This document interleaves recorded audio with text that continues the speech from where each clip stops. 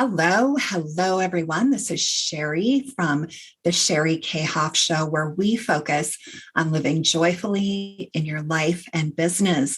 I have a beautiful guest here with me today. I want to tell you a little bit about her. Meg Fenn is a creative designer and marketer. She is a champion of creativity and helps people to be creative and stay creative in order to problem solve and innovate. Welcome, Meg. I'm so excited to have you here today. How are you? I'm great, Sheri. Thank you for having me. I'm really excited to be here. Yeah, so we were talking before we started about how we actually met in person 6 years ago in England. So it's Which amazing is where how I live. it's amazing. It's amazing how fast 6 years goes by. But I remember having that feeling when I met you that you were just a really special, unique, brilliant kind of person. So I'm so glad we're reconnecting and bringing your brilliance to the people here on the podcast.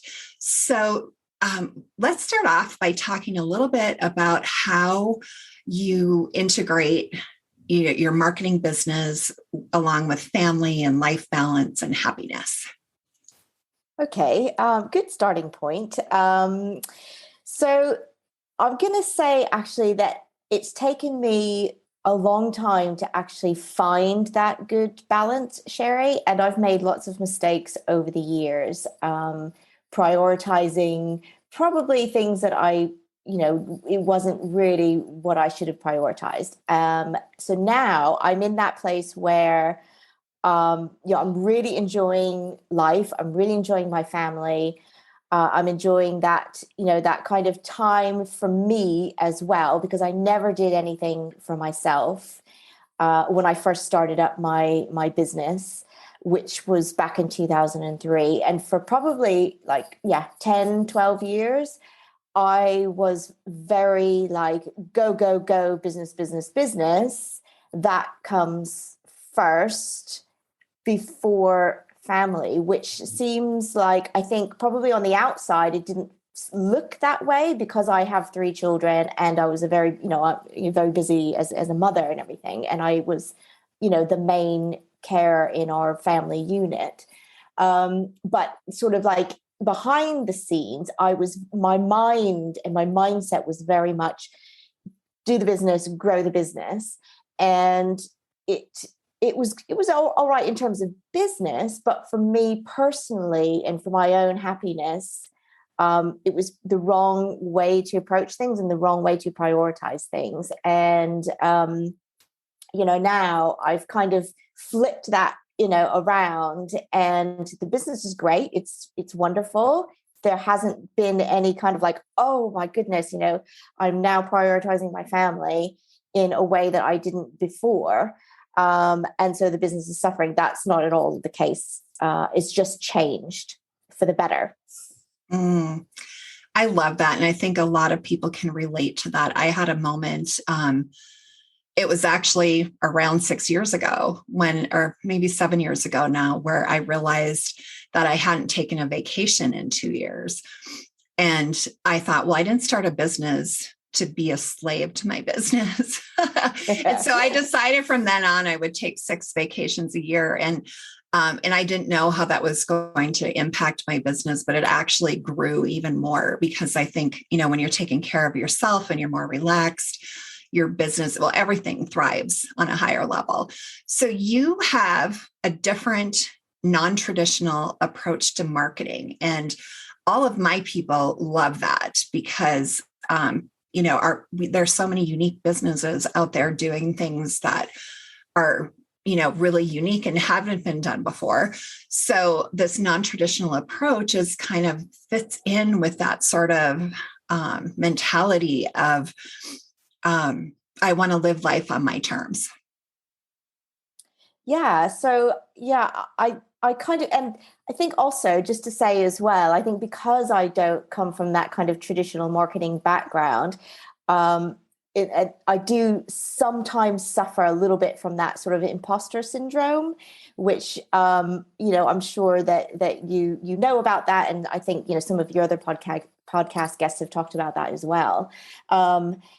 But the way that I kind of get over that is because I approach marketing from a design point of view and from a creative point of view, because that's what my sort of skill set is in. Originally, that's what I was trained in. I was trained in graphic design and web design, and I guess 20 years ago, people will come to me and say, okay, I need a website, I need a logo, and that would be that. I would be able to do it, no problem. Nowadays, not just now, but 10 years ago, 12 years ago, website isn't just a website. It's part of the whole sort of marketing package. So I embraced that kind of holistic marketing approach, and sort of integrated that into what I was already doing with design, with web, and with creativity.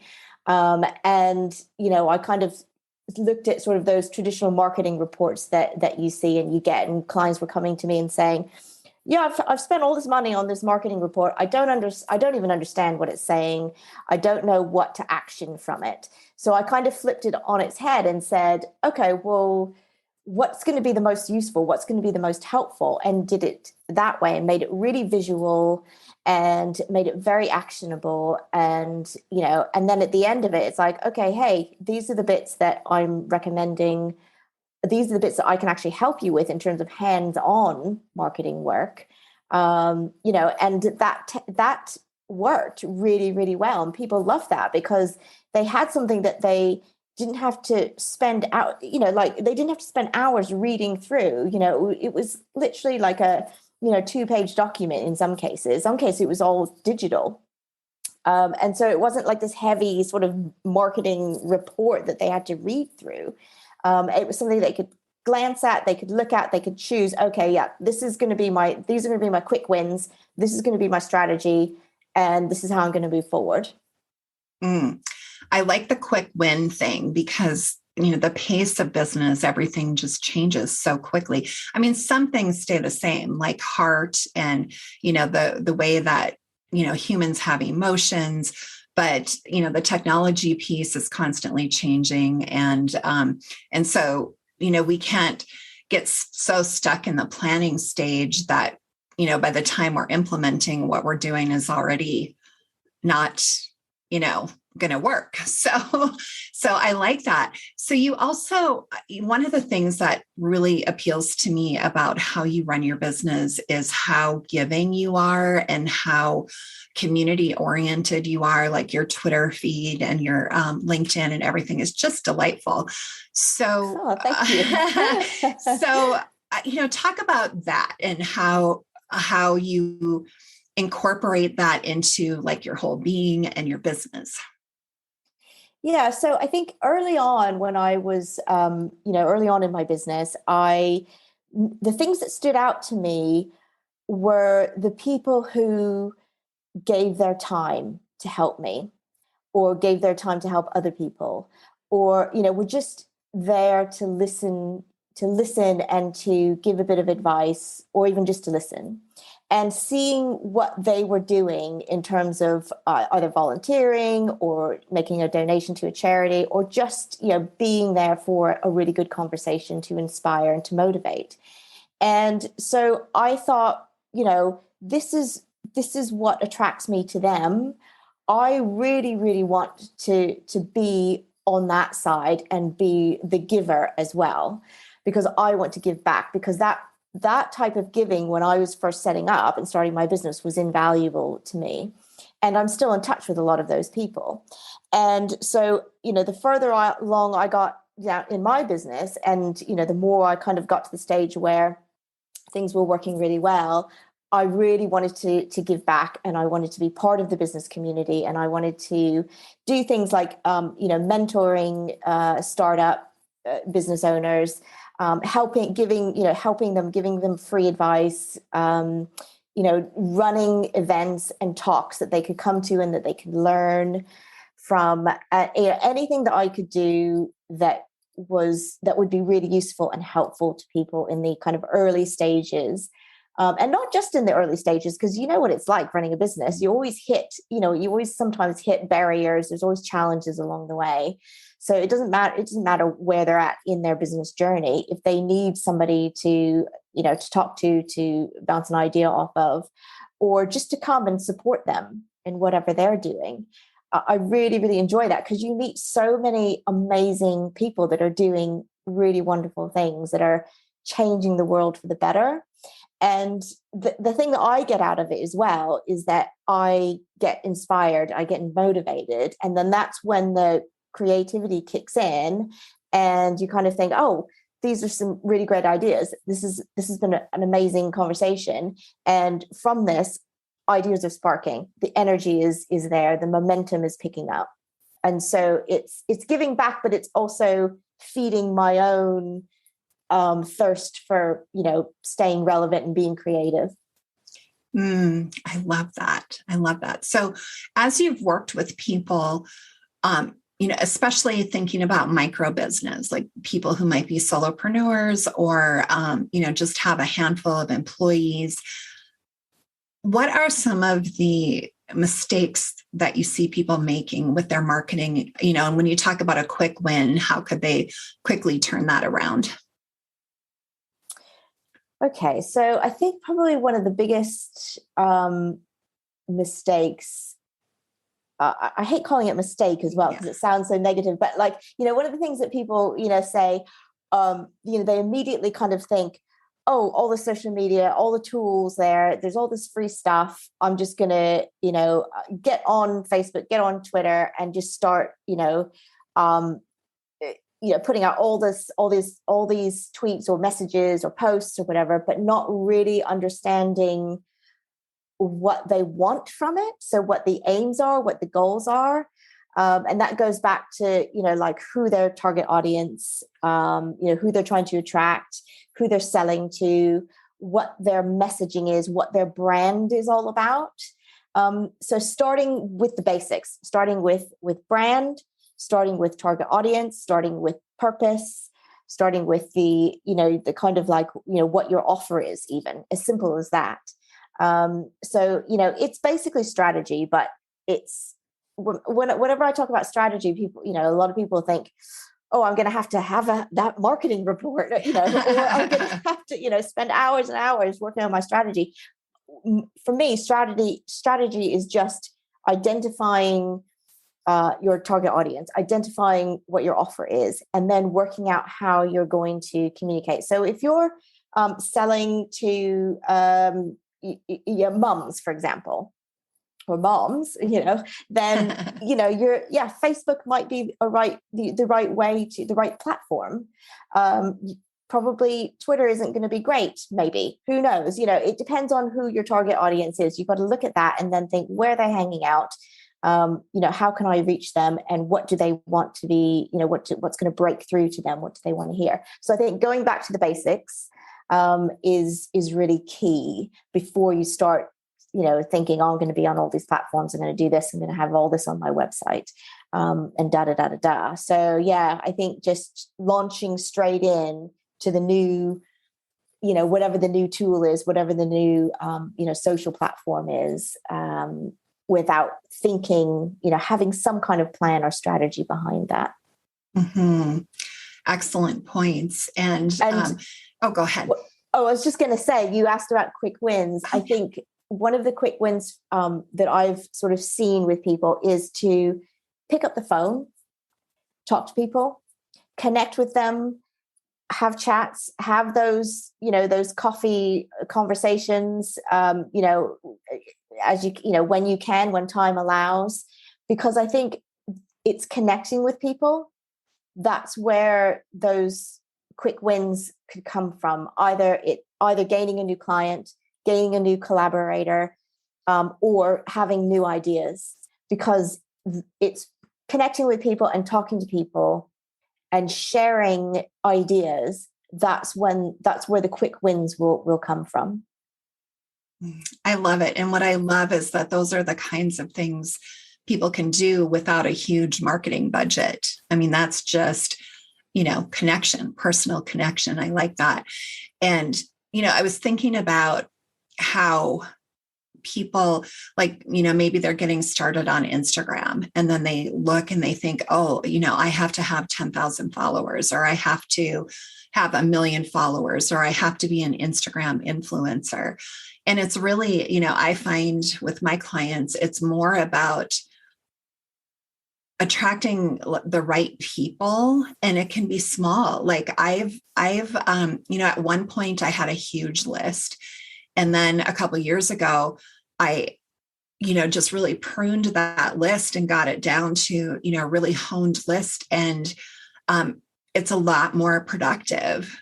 So I think like focusing, yes, you want to create some traction, but focusing too much on like coming back to those marketing reports and stats and focusing too much on that can just like drive a person crazy, I think, because there's that feeling of overwhelm of, I'm never going to get there. And so how can people be on social media without having that feeling of, oh, I only have like 500 followers, and, and feeling like, it's maybe like a little bit of, what's the word?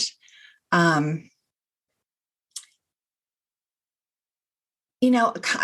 was going to say imposter syndrome, like you were saying, but more like looking at it and feeling like less than, and nobody needs to feel like that. And, I treat my Instagram, that's fun for me. I mean, I do market on Instagram, but I just enjoy it. I enjoy having like an inspirational Instagram feed. And when I switched my mentality to that, I just was a lot more comfortable there. And when I look at Twitter, I wouldn't have a global audience if it weren't for Twitter, because I've been on Twitter since 2008. And immediately, like I had clients, across the Atlantic Ocean before. I think I had a client in Singapore before I had a client in my own state. But Twitter has changed. And so my strategy on Twitter is way different now. Like I maintain a presence there, but it isn't like the source of business. I mean, it's a place where if people are active on Twitter, they can find me. So, maybe speak to that. Yeah. And I think a lot of the stuff that you were just talking about is so key in, kind of getting over that feeling of not being, basically as good as some of your competitors are on those social platforms, and having that sort of feeling of, well, I guess it's a little bit related to that FOMO, the fear of missing out kind of thing. But I think one of the things that you said is that, you really enjoy, putting together your Instagram posts and doing, inspirational postings on Instagram. And I think that's really important to be able to enjoy it as well.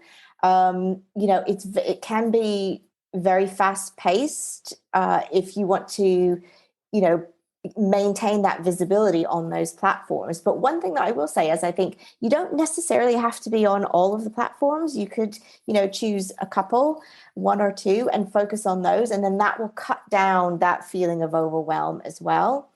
The other thing is to really focus on the content that you're putting out and making it quality. So kind of think about what your messaging is, what kind of imagery you're using. And that all, again, goes back to your brand and what your brand is all about. And then, as long as you know that, you're staying on brand, then those social posts and that content will be, kind of naturally be consistent.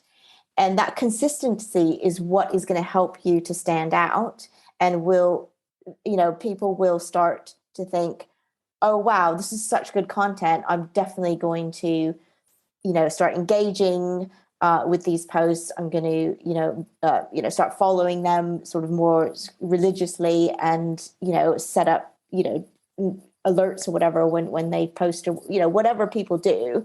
And I think that is really helpful, because then you start to build your audience on those platforms that is basically the people that you're wanting to reach and the people that are going to be helped most by your product and service. And then you sort of create a community within whatever platform you are. So within the Twitter community, like I feel like I have a really, really nice Twitter community. I was talking to someone earlier today, actually, and they were saying, oh, I need to stay away from Twitter because there's so much negativity on there. That it's because it's very political.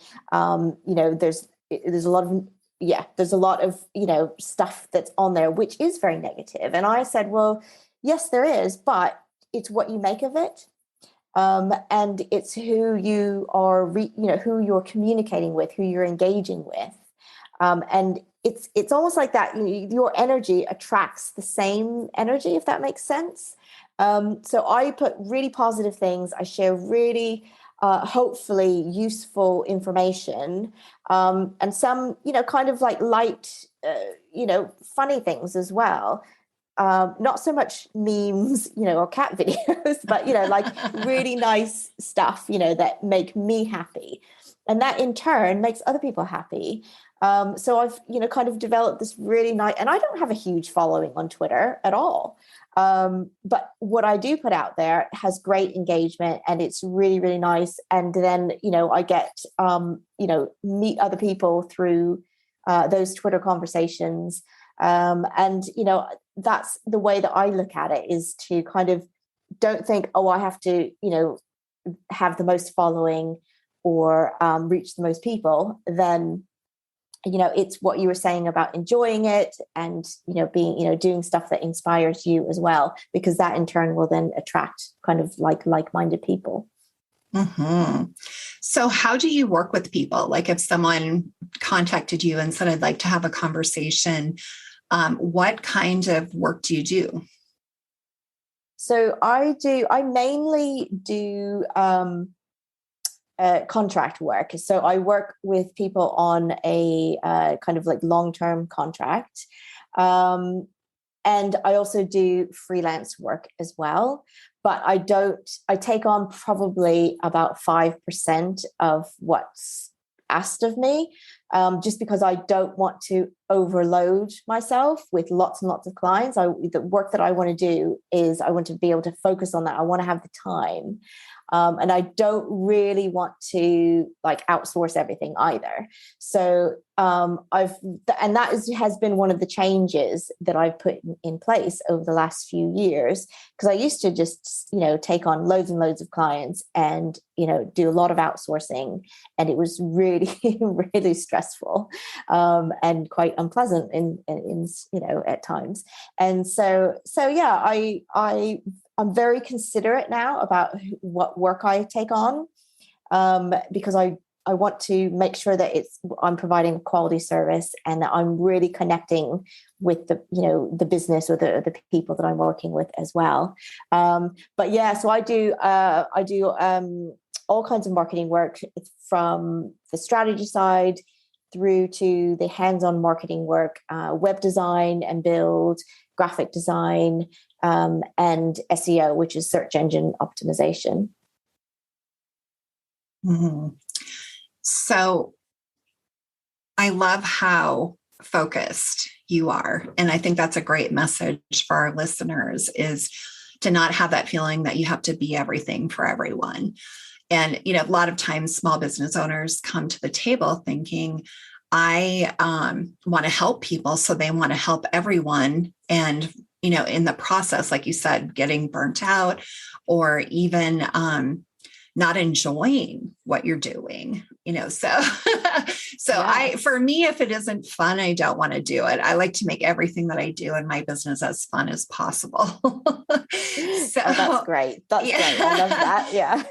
So how can people connect with you? If they want to say, hey, I want to have a conversation with Meg, what's the best way to do that? So LinkedIn is great. That's I'm on LinkedIn under Meg Fenn, just my name, or Twitter as well. At Creative Meg Fenn on Twitter and on Instagram. So any of those ways, feel free to reach out. Hmm. So I just want to remind people that you're listening to the Sheri Kaye Hoff Show. We've been talking with Meg Fenn, who is a creative designer and marketer. And what is the one or two things that you want people to leave here, just like really honing in on maybe something they could change or something they could incorporate? Okay, so I think for me, I guess, yeah, there's quite a few things actually, Sheri, but I'm just gonna limit it to a couple of things. So for me, the biggest and most important thing in the way that I run my business is prioritizing people over profit, because I think it's the people who, I mean, people are everything. I wouldn't have a business if it wasn't for the people that are my clients, that I collaborate with, that the people that motivate me and inspire me. So I think, yeah, prioritizing people is really, really important. And I say that because I see so many times people trying to connect with others, whether it's in person or whether it's online, and either dismissing them or being dismissed because you don't think that it's going to benefit you to know that person or to have that conversation. And yeah, maybe it won't. However, maybe it will, so, and you can, I mean, we're all very, very, kind of sensitive people. We can recognize very, very quickly, after a few minutes of talking to somebody, whether that person is going to be somebody you're going to really connect with or not.